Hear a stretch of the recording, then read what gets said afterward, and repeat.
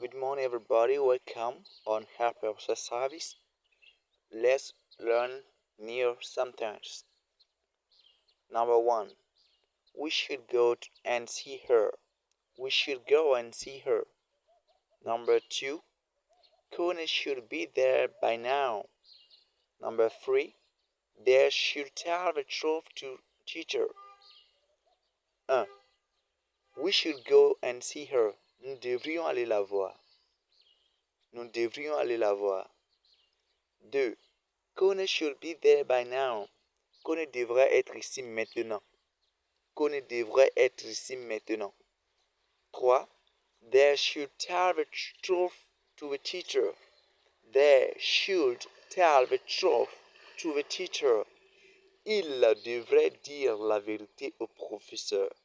Il devrait dire la vérité au professeur. Il au pluriel ou elle au pluriel. Elle devrait dire la vérité au professeur. Passons à des phrases à la forme négative. Negative form. We should not go and see her. We should not go and see her. 2. Connie should not be there by now. 3. They should not tell the truth to teacher. Donc, à la forme négative, nous avons là should should suivi de not.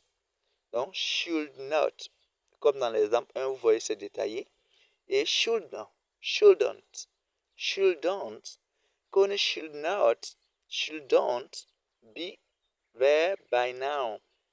Peu importe la prononciation, should not, ou comme ça contracté, ça passe, ça ne cause aucun problème. L'essentiel, c'est de savoir que should veut dire devrait. Donc, on peut l'utiliser pour donner un conseil, on peut l'utiliser pour faire une suggestion. Hein? Tu devrais aller à l'école, par exemple. You should go to school. You should go to school.